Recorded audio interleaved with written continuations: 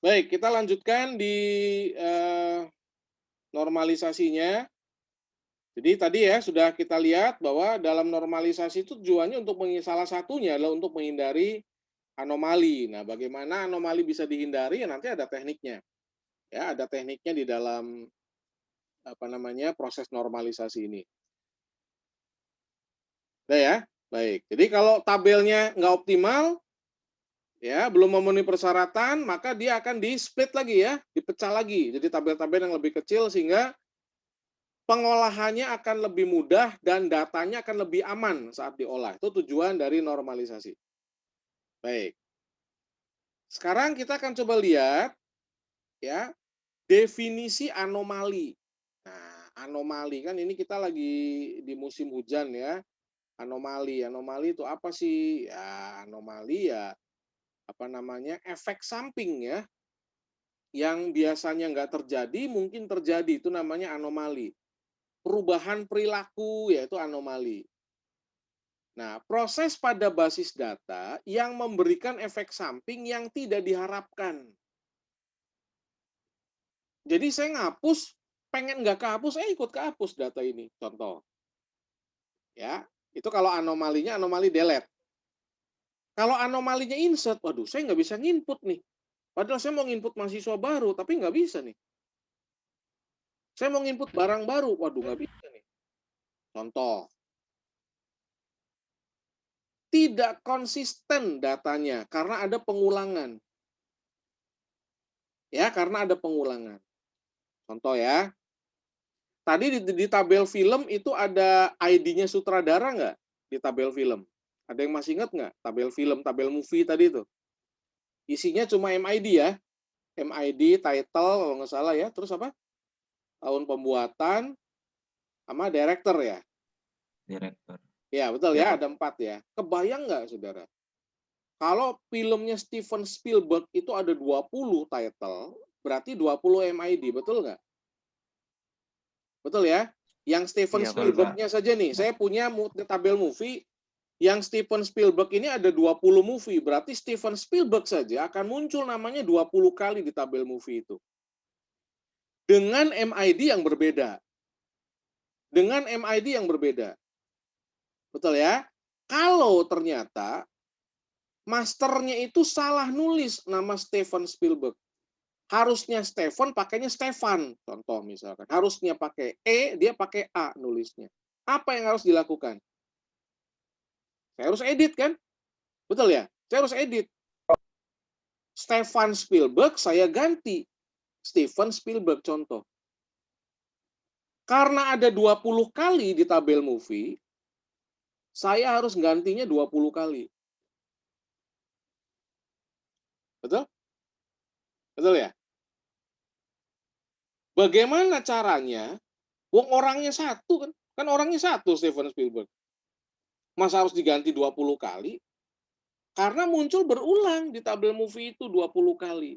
Bagaimana caranya supaya saya cukup mengganti satu kali saja semua film yang disutradarai oleh Steven Spielberg, nanti munculnya bukan Stefan Spielberg, munculnya Steven Spielberg. Gunakan konsep pemecahan tabel. Nah, ini tujuannya kita belajar normalisasi. Itu, saudara. Itu baru 20 film. Kalau 50 film, atau nama bintang film dah. Bintang film kan lebih banyak dia memainkan film. 100 judul. Salah namanya, saudara. Ya. Ini kan jadi masalah nih. Nah, itulah yang namanya anomali. Jelas ya? Jadi nanti kalau ditanya, apa yang dimaksud dengan anomali? Ada berapa? Coba jelasin yang insert tuh yang bagaimana, yang update tuh yang bagaimana, yang delete tuh yang bagaimana. Anda harus bisa menjelaskan dan memberikan contohnya sejelas mungkin. Ya. Bukan cuma secara teori, tapi bisa menggambarkan, menjelaskan gitu. Dari contoh tabel aja yang sederhana. Bila ada anomali, maka relasi mungkin, kan mungkin ya, bisa jadi enggak gitu kan. Mungkin perlu dipecah menjadi beberapa tabel lagi agar diperoleh database yang optimal. Oke, next ya. Ini contoh anomali penyisipan data. Nih contoh anomali penyisipan data. Kondisi. Nah, ya. Anomali penyisipan tuh kalau begini kejadiannya. Jika terjadi saat saya pengen nambah data, tapi ada elemen data yang masih kosong. Gitu. Dan elemen itu justru kuncinya. Saya ulangi ya. Saya mau input data nih. Saya mau input data. Tapi ada elemen yang masih kosong dalam tabel itu. Tapi elemen itu justru kuncinya. Artinya, data yang saya masukkan itu nggak bisa masuk sebelum kuncinya masuk. Kebayang ya? Saya nggak bisa memasukkan data dalam satu tabel kalau kolom pertama dalam tabel itu belum keisi. Ya, contoh. Ini ruangan ya, ini ruangan. Saya punya mata kuliah, saya punya ruang, saya punya tempat. Wah, gitu ya.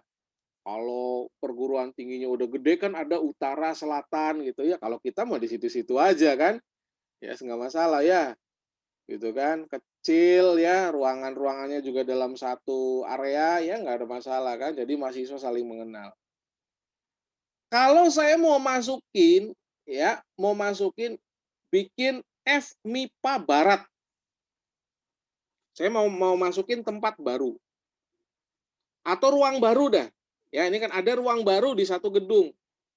Ini kan ada Merapi, Merbabu, Rama, Sinta, gitu kan. Saya mau masukin ruang Bima. Wah, namanya Bima ruangannya. Gimana caranya? Di tabel ini. Ada yang tahu nggak? Saya mau masukin ruang baru, namanya ruang Bima. Bagaimana caranya? Bisa nggak? Dengan kondisi tabelnya begini nih. Nggak bisa ya, Pak? Nggak bisa. Soalnya kan iya harus ada data kuliah sama Ada tempatnya. mata kuliahnya dulu. Kalau nggak ada mata kuliah yang dilakukan di ruang Bima tersebut, sampai kapanpun saya nggak bisa masukin ruang Bima. Anomali kan? Gimana caranya supaya saya bisa masukin tabel ruang? Nama ruang. Saya harus bikin tabel baru, namanya tabel ruang. Ada kode ruang. Saya mau masukin ruangan apa aja bisa, sekalipun belum ada perkuliahan di situ. Itulah konsep normalisasi. Ya, ini anomalinya dulu ya, belum ke proses normalisasinya belum. Ini baru anomalinya dulu nih, masih jauh nih kita nih ya. Jelas ya anomali ya. Ini contoh yang jelas sekali. Oke, saya bikin tempat lagi, area lagi, bukan ruang, area lagi, bikin gedung baru. FMIPA Barat. Gimana caranya? Saya bisa masukin ke tabel ini. Nggak bisa. Harus ada mata kuliahnya dulu, di FMIPA Barat tuh harus ada ruangnya di ruang mana, baru saya masukin tabel FMIPA Barat. Itu kira-kira. Jelas ya? Oke, next. Anomali edit tadi udah saya singgung. Udah saya singgung tadi berkaitan sama Steven Spielberg. Kalau terjadi perubahan sejumlah data yang mubazir, tapi nggak seluruhnya ikut berubah. Contoh yang gampang ya, ini ada tabel pesanan beli sebelum perubahan. Saya punya pemasok, kota, barang, jumlah. Udah ya? Lalu si Citra ini pindah ke Bogor, saudara. Citra pindah ke Bogor. Maka tabel pesanan belinya kan berubah nih. Betul ya? Citra, Bogor. Dan Anda nggak bisa hanya mengubah satu kali, saudara. Yang bawah ini harus diubah lagi, Citra, Bogor. Kebayang kalau citranya ada 10, citra yang sama maksudnya ya. Saya kudu ngubah 10 kali di tabel pesanan beli ini. Lah itulah yang namanya anomali update. Nggak semuanya berubah, saudara. Nama siswa aja. Nama siswanya muncul jadi tabel KRS. Salah nama siswanya. Anda harus edit tuh semua nama siswa. Kebayang kalau siswa udah ngikuti 30 mata kuliah, 40 mata kuliah, siswa tingkat akhir tuh. Waduh, setengah mati ngedit. Maka perlu konsep database yang benar. Oke. 12 ya. Oke, ini anomali update. Anomali delete. Anomali delete. Udah ya? Ini tabel KRS ceritanya, tabel kursus. Terjadi kalau satu tupel, satu rekod, satu tupel ya, satu baris, yang nggak terpakai dihapus, sebagai akibatnya ada data lain yang hilang. Contoh, ini nomor siswa 20. Nomor siswa 20. Nah, siswa 20 ini nggak jadi kursus. Yang dilakukan apa? Delete kan? Saya delete nih. Ya. Nomor 20 nih saya delete. Di delete. Efeknya apa? Dengan saya nge-delete 20. Hilang nama kursusnya. Betul nggak? Padahal nama kursusnya masih ada. Kursusnya masih dibuka. Itulah yang namanya anomali penghapusan data. Maksudnya sih pengen ngapus 20 ini, tapi bahasa Jepang sama biayanya ikut kehapus. Oke. Ngerti ya? Anomali insert, anomali update, anomali delete. Jadi nanti kalau misalkan Anda ditanya, ya ada soal nih contoh tabel, ya perhatikan tabel berikut. Silakan dianalisa apakah masih terdapat anomali dalam tabel tersebut. Gampang pertanyaannya kan. Carilah sama Anda gitu kan. Mana anomalinya? Anomali itu apa aja? Oh, ada anomali insert, anomali update, anomali delete. Berikan contohnya. Ya, harus sudah bisa nih. Ini karena kan saya udah jelasin ya, ini anomali insert, anomali update, anomali delete. Silakan, barangkali ada yang mau ditanyakan dulu 3 anomali ini. Ini contohnya sederhana aja ya. Nggak usah yang ribet-ribet. Mungkin tidak, Pak. Mau nanya? Silakan kalau mau nanya, apa pertanyaannya? Cukup jelas? Kalau cukup jelas, Pak, izin bertanya, Pak. oh boleh, Sob, Berarti silakan. dari anomali ini tuh nanti cara penyelesaiannya itu pakai normalisasi ya, Pak, nanti, Iya, Pak? pakai normalisasi, betul. Kalau Anda udah baca, itu PDF-nya udah dibaca, PowerPoint-nya, itu yang saya sudah share, ya harusnya sih udah ada gambaran. Tuh contohnya cukup jelas kok ya, di normalisasi itu. Oke ya, ada nanti pakai normalisasi. Justru normalisasi ini dipakai untuk menghilangkan anomali.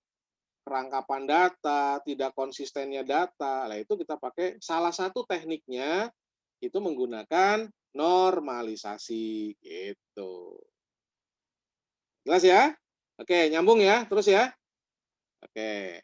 Nah, sekarang ini ada dependensi ketergantungan. Hati-hati ya, dependensi ketergantungan. Dependensi ini konsep yang mendasari normalisasi. Si A bergantung sama B, si C bergantung sama A sama B. Nah, itu namanya dependensi. Dependensi menjelaskan nilai atribut yang menentukan nilai atribut lainnya. Ada nama kalau ada nim. Kalau nggak ada nim, nggak ada nama. Contoh, itu dependensi. Jelas ya? Ada barang harus ada kode. Kalau nggak ada kode, nggak ada nama barang. Contoh. Nah, dependensi ini ada 2 secara umum. Yang pertama ada dependensi fungsional, adalah dependensi di mana sebuah atribut Y punya dependensi fungsional terhadap X. Jika dan hanya jika setiap X berhubungan dengan sebuah nilai Y. 1:1. Ya, 1:1. Satu nim, satu nama. Satu kode barang, satu nama barang. Satu NIP, satu nama pegawai. Satu kode dosen, satu nama pegawai. Ya, itu namanya dependensi fungsional. Nggak ada mata kuliah kalau nggak ada kode mata kuliah. Itu dependensi fungsional. Nah, kalau transitif beda lagi. Ya, transitif itu harus minimal ada 3 relasi dalam satu tabelnya.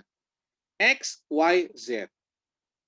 Atribut Z punya dependensi transitif terhadap X. Ini Z nih. punya transitif terhadap X bila, awas, Y memiliki dependensi fungsional terhadap X. Ini Y-nya nih, artinya kalau nggak ada X, nggak ada Y. Ngerti ya? Kalau nggak ada X, nggak ada Y. Dan Z memiliki dependensi fungsional terhadap Y. Kalau tidak ada Y, tidak ada Z. Itu namanya transitif. Gitu. Jadi Y bergantungnya sama X, Z bergantungnya sama Y. Itu transitif. Transit namanya juga. Ya, transit. Oke, nanti kita akan coba lihat contohnya ya, yang transit itu yang bagaimana. Oke? Fungsional, Anda lihat dulu. Fungsional. X ke Y. Pembeli menentukan kota. Coba Anda lihat, pembeli menentukan kota. Artinya apa? Setiap P1 pasti Jogja. Setiap P2 pasti Solo. Setiap P3 pasti Klaten. Betul nggak? Cek dulu. Ya. Iya Pak, betul Pak. Oke. Ya. Ini jelas fungsional ini. Ini fungsional. Ya, fungsional. Yang fungsional cuma itu aja. Udah. Anda jangan lihat yang bawahnya, udah jangan. Ya, yang pembeli sama kota aja. Yang ini abaikan dulu. Ini kan kita lagi nyari yang fungsional ya. Oke, sekarang yang transitif kita cek. Kuliah, ruang, tempat, waktu. X, Y, Z. Kuliah adalah X, ruang adalah Y, tempat adalah Z. Kuliah menentukan ruang. Ya, kuliah menentukan ruang. Setiap Jarkom pasti Merapi, dah gitu aja. Kebetulan nih kuliahnya cuman satu-satu ya. Setiap Jarkom Merapi, setiap matematika 1 Rama, setiap sistem pakar Sinta, setiap fisikawan Merapi. Jelas ya? Nah, ini ruang, saudara, ini ruang. Awas nih, kuliah menentukan ruang dan waktu. Ruang menentukan tempat. Ruang menentukan tempat. Coba Anda cek. Setiap Merapi pasti FMIPA Utara, dicek aja. Ini kebetulan ada yang 2 nih. Kita udah bisa pastikan, oh setiap Merapi pasti FMIPA Utara. Ntar kalau ada Rama pasti FMIPA Selatan. Jelas ya? Artinya apa? Kuliah menentukan ruang, ruang menentukan tempat.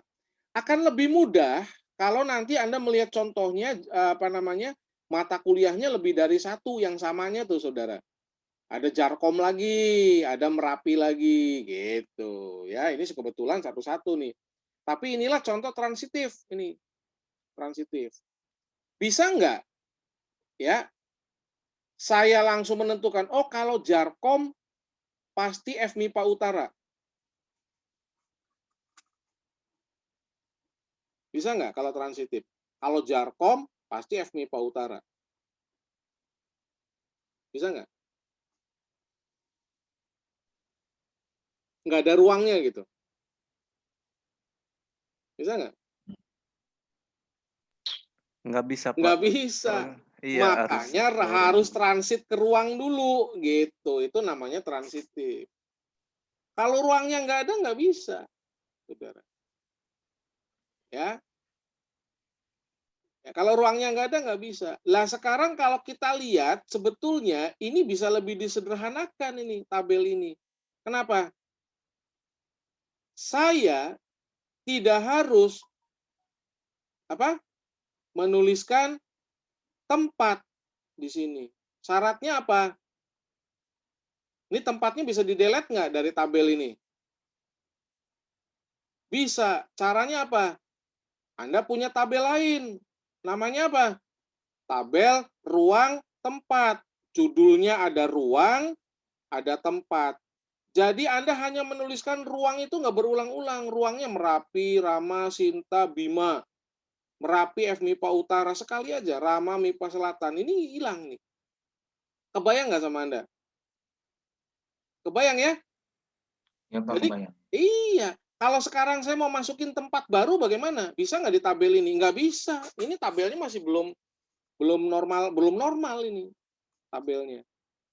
Saya nggak bisa masukin ruang baru kalau nggak ada mata kuliah. Tapi kalau saya punya tabel ruang dan tempat sendiri nggak ada masalah kan? Belum dipakai juga nggak masalah. Bisa masuk ke dalam tabel database-nya ruang tempat. Ini contoh sederhana saja. Ya, dari ketergantungan. Oke, jelas nggak? Jelas ya? Nah, Pak, kalau ini bagaimana? Kalau misalkan apa namanya? Kalau misalkan apa sih namanya? Eh,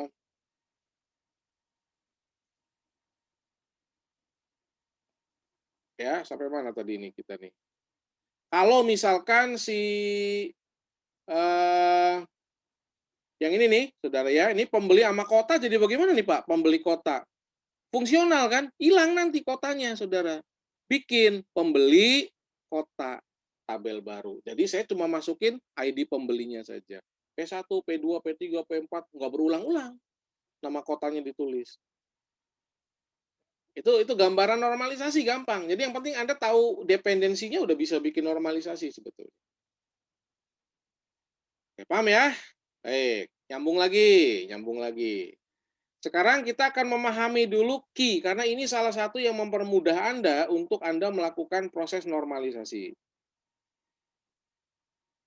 Key field ya, field kunci. Definisinya adalah gampang ya. Kan kita udah belajar tentang apa namanya ERD tuh, ya. Anda udah belajar situ ada kunci. Setiap file pasti punya kunci. Ya, nah satu set field itu bisa mewakili rekod satu kunci tuh. Nomor induk kunci dari mahasiswa perguruan tinggi, ya kan? Yang penting ada di tabel mahasiswa, saya taruh NIM-nya, saya bisa tahu semua data mahasiswa. Asal NIM-nya benar. Namanya siapa, prodinya di mana, tahun masuknya, dan sebagainya. Saya bisa tahu semua. Setiap pencarian cukup dengan menuliskan NIM atau nomor mahasiswanya. Saya bisa nyari semua datanya. Ya, itu sifat daripada atribut kunci. Ya. Kategori udah pernah kita bahas ya, saudara. Kandidat dulu, betul ya? Kunci kan ada kandidat. Mana yang bisa jadi kunci adalah yang unik. Kemudian primary key tadi, key field-nya. Lalu alternate. Mana alternatif kunci kedua dan kunci tamunya. Itu tadi MID ada di tabel movie, MID juga ada di tabel rating ya. Betul ya? Tabel rating itu ada rating ID. Tabel movie ada movie ID. Nah, movie ID di tabel movie itu primary key, movie ID di tabel rating adalah foreign key-nya. Kalau tidak ada, Anda nggak bisa join. Gitu. Anda nggak bisa tempelkan. Itu prinsip relasional. Gampangnya seperti itu. Paham ya? Tentang atribut kunci ya? Gampang lah. Ya, atribut kunci sih. Oke, next lagi ya. Oke, kunci kandidat. Ya, ntar dibaca aja ya. Kandidat tuh mana sih yang bisa jadi kunci? Ini udah pernah kita bahas nih. Komposit, itu kunci yang bagaimana? Kunci campuran ya. Udah kita bahas ya. Oke ya, ini kunci kandidat. Contoh, file pegawai isinya apa? Nomor pegawai, nomor KTP, nama, dan sebagainya. Kunci kandidatnya apa? Ya semua kandidat. Semua kandidat. Nomor pegawai, nomor KTP, nama, nggak bisa ya. Bisa jadi ada nama yang sama. Nama tanggal lahir bisa jadi nggak? Bisa jadi, tapi bisa jadi ada tanggal nama yang sama, yang lahirnya juga sama. Ya, Anda bisa lihat ya. Oke, ya ini kunci kandidat ya. Jadi yang paling memungkinkan apa? Yang paling memungkinkan adalah nomor pegawai dan nomor KTP. Unik nomor KTP itu, saudara ya. Bisa dipakai sebagai ID itu, nomor KTP. Nomor SIM ya, itu unik. Jelas ya? Oke, primary key jelas, cari minimal atribut yang unik, yang hanya mengidentifikasi secara unik. Ya, nggak ada duplikasi di dalam field key itu. Ya, dalam primary key nggak boleh ada yang berulang. Kayak NIM Anda itu nggak akan berulang. Ya. Setiap kunci kandidat dapat menjadi kunci primer, tapi sebaliknya sebaiknya dipilih satu saja yang bisa mewakili seluruh entiti yang ada.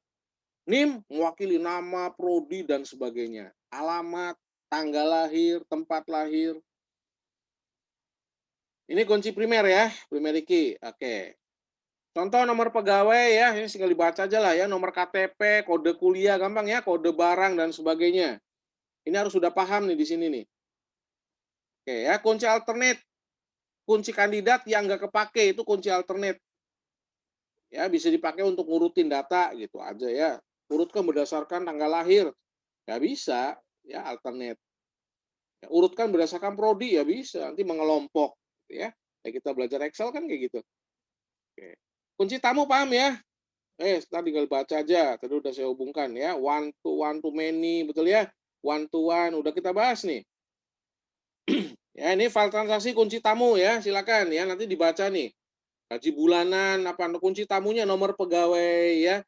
Nomor bukti karena unik, entitas nomor pegawai, nomor bukti unik. Ya, sama kayak apa? NIM sama kode KRS. Kan unik. Ya. Betul ya? Oke. Bentuk normalisasi itu ada banyak. Bentuk normalisasi itu ada banyak. Tapi yang nanti kita akan pelajari cuma sampai bentuk normal ketiga dulu. Nggak usah banyak-banyak. Sampai normal ketiga juga sebetulnya mau udah cukup. Nanti kalau udah semakin rumit, mungkin ya kita butuh yang namanya Boyce code. BC itu Boyce code. Ya, 4NF, 5NF. NF itu normal form. Ya, normal form. Jadi ada banyak ya sebetulnya ya, tapi yang kita akan lihat sampai ketiganya cukup sebetulnya. Ya, yang penting anomalinya udah nggak ada gitu. Sampai anomalinya hilang aja. Itu berarti udah aman secara prinsip. Di kasus-kasus tertentu ya bisa jadi kita butuh yang namanya BCNF. Ya, Boyce code normal form ya, atau keempat, kelima tuh kalau tabelnya rumit banget. Tapi kalau tabelnya sederhana ya tidak terlalu rumit, cukup sampai 3NF saja. Baik. Sekarang kita lihat ya, kalau ada bentuk normal berarti ada bentuk yang tidak normal. Betul nggak? Kalau ada bentuk normal, berarti ada bentuk yang tidak normal. Ya, ulangi ya. Ada bentuk normal, ada bentuk yang tidak normal. Definisi bentuk yang tidak normal. Data yang direkam tidak memperhatikan format tertentu. Terduplikasi. Ya, data dikumpulkan apa adanya. Nggak menggunakan aturan. Pokoknya yang penting jadi tabel. Lah itu bisa jadi bentuknya masih bentuk yang tidak normal. Contoh, Anda pernah lihat tabel begini nggak? Kalau Anda melihat tabel begini, berarti maksudnya ngerti nggak ini maksudnya? Ngerti nggak maksudnya? Kalau Anda diminta baca, coba jelaskan nih tabel ini maksudnya apa ya?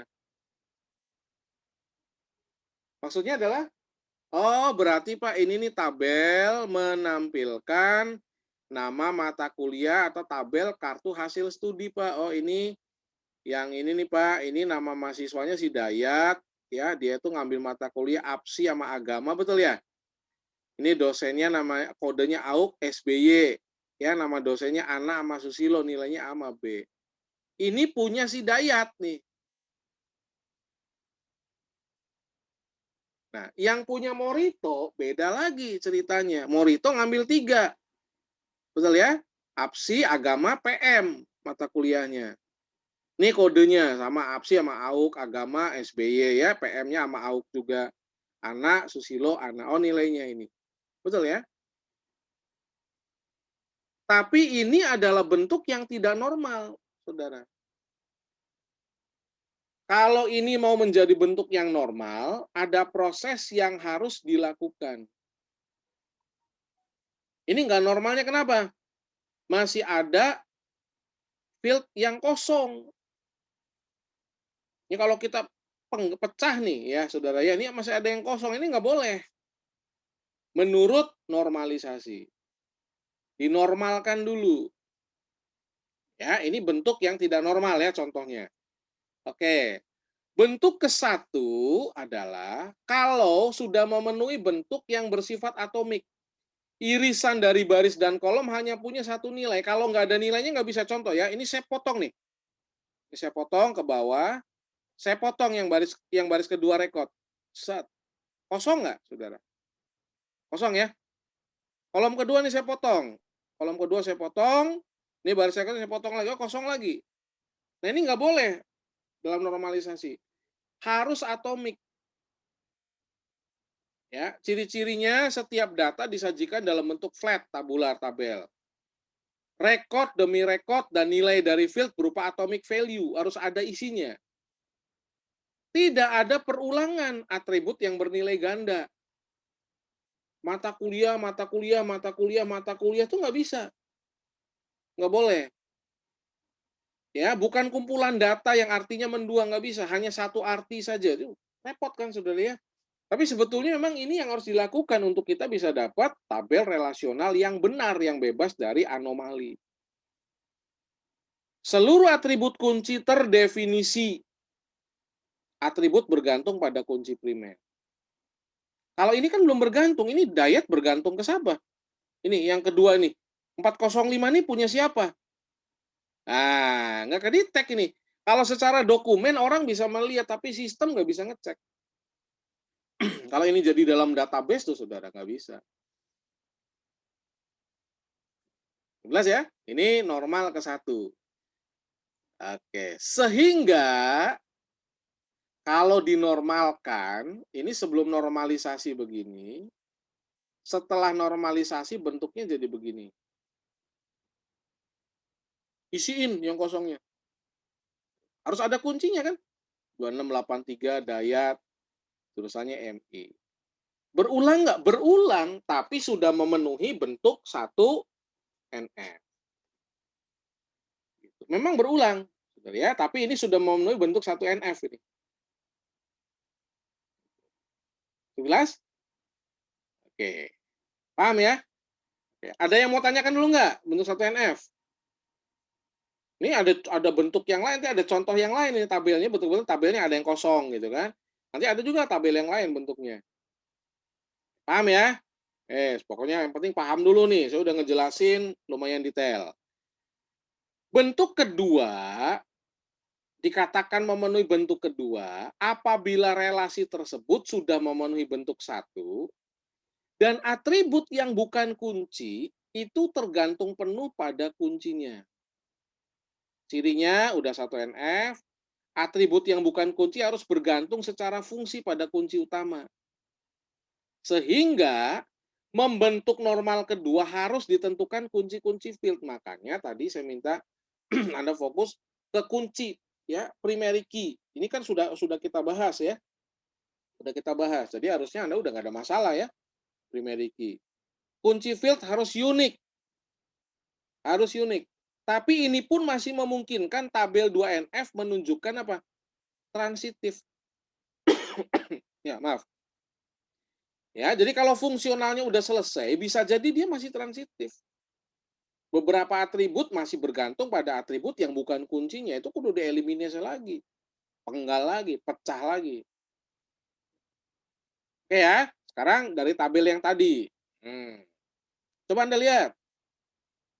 Anda lihat dulu ya. Bentuk 1 NF. Mana yang tabel yang bergantung secara fungsional? Setiap nama mahasiswa pasti bergantung ke nomor mahasiswa, betul ya? Oke. Setiap nama mata kuliah pasti bergantung ke kode dosen dan nama dosen. Ya, jadi kalau kita lihat ini ada kode mata kuliah, nama mata kuliah, kode dosen, nama dosen, kode mata kuliah, nama mata kuliah, kode dosen, nama dosen. Ya, ini tabel nilai mahasiswa 2. Ini setelah normalisasi bentuk 2NF-nya jadi apa nih? Kode mata kuliah, nama mata kuliah, kode dosen, nama dosen. Ini hilang. Kode mata kuliah, nama dosen, kode dosen, mata kuliah. Ya. Sekarang bentuk 3NF. Ini masih anomali nggak? Masih anomali nih, saudara. Masih anomali. Kalau Anda bentuk tabel keduanya apa berarti? Menyisakan apa? Nomor mahasiswa, nama mahasiswa, terus Jurusan ya? Oke. Jurusan kode mata kuliah. Kenapa? Kode mata kuliahnya ada di sini, udah keluar nih. Jadi ini hilang nih ya. Ini hilang. Set, nih tabel ini hilang, menyisakan apa? Nomor mahasiswa, jurusan, dan nilai di tabel yang satu. Tabel keduanya muncul ini. Masih anomali nggak? Masih anomali. Saya bisa masukin nama dosen baru nggak? Di tabel bawah ini. Bisa nggak saya input nama dosen baru? Nggak bisa, Pak. Nggak bisa. Syaratnya apa? Syaratnya harus masukin kode MK dulu Harus sama nama ngajar dosen. dulu, sedangkan dia belum diposting mata kuliah. Ya. Nah, ini belum normal nih, Saudara. Oke ya, kita cek yang ketiga dulu ya, bentar lagi nih. Dikatakan memenuhi bentuk normal ketiga apabila sudah normal kedua, dan atribut yang bukan kunci nggak bergantung transitif. Ini masih transitif nih, antara kode dosen. Ini transitif ini, Saudara. Ya, nanti kudu dieliminasi nih. Ah, jadi begini hasilnya. Nah, ya, bentuk normal ketiganya ya. Nomor mahasiswa, kode mata kuliah, nilai. Betul nggak? Saya cukup masukin ini. Pertanyaan. Pak, saya bisa tahu nama mahasiswanya dari mana? Dari sini. Betul? Saya bisa masukin nama mahasiswa baru nggak? Bisa. Di Bisa, mana Pak. masukinnya? Di tabel Di mahasiswa. mahasiswa. Saya bisa masukin nama dosen baru nggak? Bisa, Pak. Bisa. Di mana? Tabel dosen. Tabel dosen. Ya. Ini aman. Nah, ini udah aman nih. Udah aman. Ya. Oke ya, ini ya tuh ngepas ya. Baik, silakan nanti ikuti lagi ya rekamannya ya. Nanti ini akan saya jadikan video pembelajaran. Bentar saya cukupkan nih Saudara, ya karena sudah 2 kali 40 menit. Tolong untuk nanti dipelajari lagi ya. Nanti ada latihan, nanti saya kasih tahu kalau saya sudah posting latihannya ya. Mudah-mudahan bisa dipahami dan absensinya nanti menunggu upload ya. Absensinya menunggu upload seperti biasa di WA Group. Ya, di WA Group. Baik, akhir kata